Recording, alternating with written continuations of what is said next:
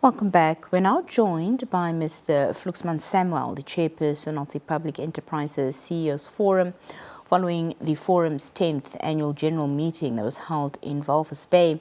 Now, the AGM brought together leaders from across Namibia's public enterprise sector to reflect on performance, accountability, collaboration and innovation, from addressing corruption concerns and reinforcing ethical leadership to aligning with national development goals and proposing meaningful contributions to initiatives like the National Youth Fund. This year's AGM set the tone for the new era of responsibility in state-owned sectors. Mr. Samuehl now joins us to share the forum's key outcomes and what lies ahead for public enterprises in Namibia. Mr. Samuehl, good evening and thank you so much for joining us on the Daily Roundup. Good evening and good evening to all your viewers. Thank you for having me. Well, to start with, Mr. Samuehl, let's take a look at the Public Enterprises CEO Forum and how the platform has really evolved over the years. Well, I think we are 10 years down the line now, and when one looks at the journey that we have traveled together as public enterprises CEOs, we have really made great strides. We have made some successes. I must say that 10 years ago, public enterprises were looked at as a burden to the state. It was seen as just existing for bailouts. They were seen as inefficient and failing on service delivery and not making impact. I think that was the overarching perception. However, I'm proud to say that over the last 10 years, there has been a great improvement.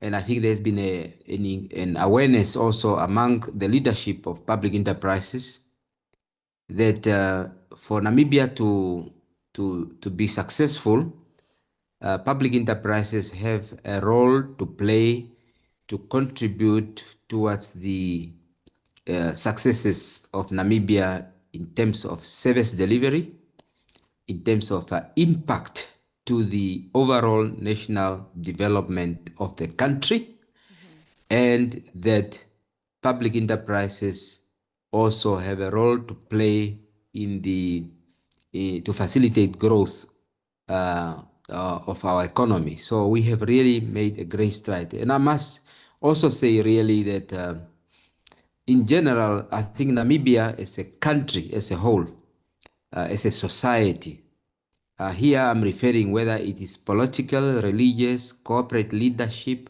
sports leadership, traditional authority, we have now come to a point where we need ethical leadership, leadership of integrity and action-oriented leaders and merit-based leadership.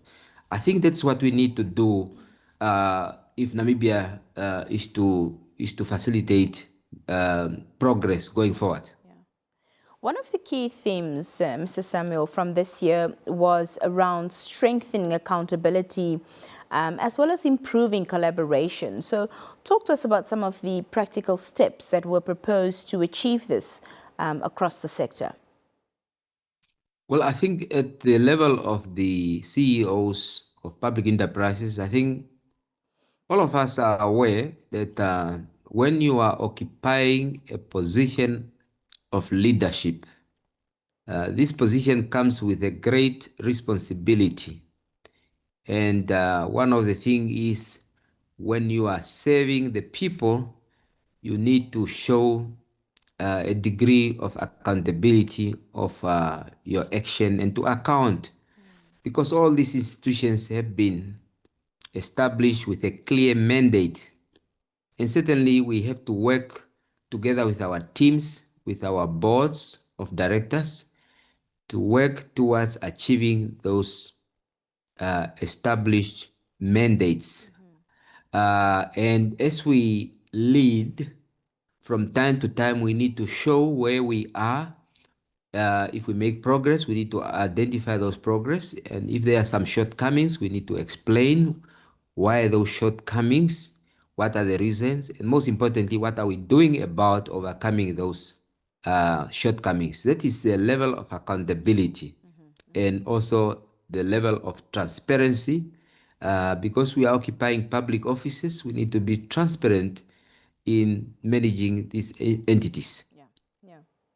Well, President Nandine Ndaitwah, through the Minister Nekundi, expressed concern about corruption in some public enterprises. How is the forum addressing this, and what message came out of the AGM, of course, regarding ethical leadership that you touched on earlier? Yes, we did deliberated on the issues about wrongdoings, corruption in particular, or self-enrichment. And I think the current generation of CEOs and MDs, I think, took stock where we are, what we need to do. And certainly we are 100% behind Her Excellency President Netumbo Nandi Ndaitwah that corruption has no space in public offices. And I think the leadership collectively is aware, is convinced, and we need to continue, I think, to educate ourselves about the challenges of corrupt activities, and then also to ensure that our executive and staff in general in companies that we lead, that corrupt activities or wrongdoings or self-enrichment, making use of state facility, state companies have no space and all that. And I think this is something that we need to continue to teach, to remind ourselves as we lead. There's also very strong emphasis put on aligning the work of public enterprises with national priorities. So can you speak to how this alignment is being pursued in real terms, beyond policy talks? Yes, indeed. Government, as the leader of society, has established public enterprises, and certainly government as leader of society is faced with a number of challenges. And these challenges, of course, have been identified as some deliverables that we need to do that are contained in NDP 6. So the forum that just met now through its AGM agreed that all CEOs should be able to familiarize themselves with the details of the National Development Plan 6 so that we align our business plans, the integrated strategic plans and annual plans to National Development Plan 6, so that as we move towards 2020, 2030, we will be able to make our impact to ensure that we're moving Namibia towards an industrialized society with prosperity to every Namibian. Mr. Samuel, you also proposed at the AGM that public enterprises, meaningfully begin to contribute to the government's National Youth Fund, and Namibia already stepped forward on that end. How was this received by other entities? Oh yes, government has prioritized youth empowerment, and certainly we cannot just look back. This is something that we need to take part, and to that effect, certainly government has extended a request to public enterprises to deliberate on the matter, and indeed we had an opportunity to do so. We took a resolution actually that the executive committee that has just been elected for the next 2 years, that I'm privileged to lead, will have to deliberate on the modalities, how we can go about it. And certainly over the next week or two, we should be able to finalize our collective response and then communicate to government in terms of our contribution towards the National Youth Fund. In principle, this has been overwhelmingly received. Well, outside of funding initiatives, how can public enterprises better serve Namibia's youth, whether through internships, upskilling, or even innovation hubs? Well, there are so many ways that we can do it. I must just let you know, while we are meeting now in Erongo for our 10th anniversary,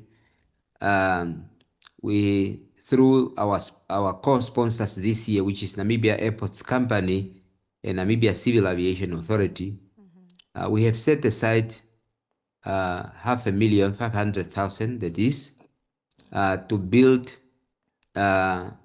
classrooms in one of the outlying areas in the Erongo region to make sure that at least we improve conditions of the young people who are still in school. Apart from that, of course, government has given a directives. This directive has already reached the public enterprises to ensure that we integrate and we give opportunities for internship of the young people. We are doing, at the moment, we are busy doing a survey. Some of the public enterprises have already started to take them on board, but we need to ensure whether we have 10,000 or 5,000 youth that we have taken up in our system. But the bottom line here is really we need to up our game to ensure that we create opportunities for young people to do internship, because it will just enable them to be better placed when they're applying for jobs that are asking for experience and apprenticeship as well. These are really the strategy that we are employing to ensure that we can really absorb as many young people as possible.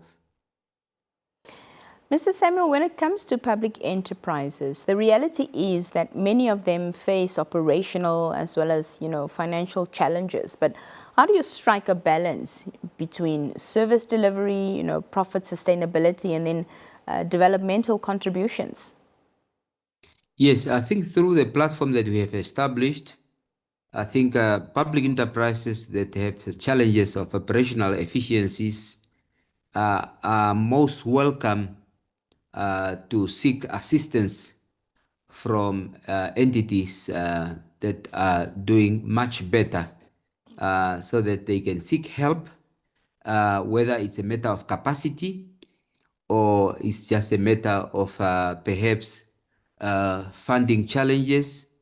All these things I think can be addressed through sharing knowledge and skills and experiences that is readily available within our sector from other entities. So I think I can confidently state that I think going forward, I think we will be able to see improvement, particularly on state-owned enterprises that are struggling. I think we will see improvement because all of us are there to help. Because if one public enterprise is struggling and it fails, this is something that we cannot take lightly. I think we ought to be competitive and to ensure that we succeed at all levels. Looking ahead, Mr. Samuehl, what follow-through actions, can the public expect after this AGM has taken place? And will there be, mechanisms put in place to track commitments made by CEOs and entities? Yes, we are keenly following. We are keenly following the economic enablers of the 8th administration. We are keenly looking at unpacking the NDP 6 that has just been launched recently. We will call special meeting very soon of public enterprises to ensure that we put mechanism in place to ensure that we are on the right way in addressing the challenges that the country is facing. You may recall that the 8th administration has now shifted the responsibility of industries. Industries development is now with the Ministry of Mines and Energy. And I'm happy to say that the Deputy Minister of Mines and Energy and Industries has been part of the AGM that took place, and we are reorganizing ourselves to sit down with our shareholder government, with the relevant offices, to see what role can public enterprises play to help establish sustainable industries, because industries are very critical, because if we establish successfully sustainable industries, we will be able to employ people meaningfully. We will be able to grow economy faster than what it is now, just like what is the case in mining and fisheries. Mining, as you know, is the first contributor to the GDP of the country, followed by fisheries. They have established industries. We ought to ensure that in the diversification strategies of our economy, that we look at the low-hanging fruit in terms of establishing sustainable industries. So we will have to sit down with the relevant ministries, and we will be able to submit some proposals in terms of how we see things, given that we're coming from generally the commercial public enterprises and public enterprises that have, for instance, in the agricultural space, to come forth and see how do we add value to our agricultural products once these green schemes have been put into operation, and never to be allowed to fail again. And finally, Mr. Samuehl, what is your personal vision for the forum's role when it comes to shaping a more responsive and transparent and development-driven public enterprise ecosystem within the country? Well, the vision is collective. Personally, I have just aspiration. Certainly, we would like to ensure that the public enterprises in Namibia becomes a catalyst for positive change. That public enterprises become competitive compared to any other country in Africa. It is also our view that the economic growth can also be facilitated by public enterprises in terms of all the collective efforts that we are doing.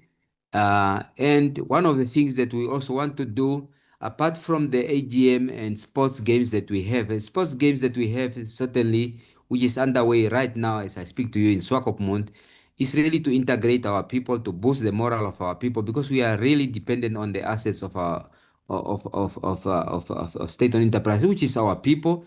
But I think also we also need to introduce an annual public enterprises expo to showcase the work that the public enterprises are doing. Not everyone in the society understand and have a greater appreciation of the services and products that we produce. I think we need to roll out so that we tell our story, go to various communities and interact with people to increase that understanding and common appreciation. Well, Mr. Fluksman Samuehl, thank you so much for your time this evening. It was lovely having you here with us. Thank you. My pleasure. Bye. When we come back after this brief break, our conversations here on the daily roundup continues. We're digging into some serious matters right after this.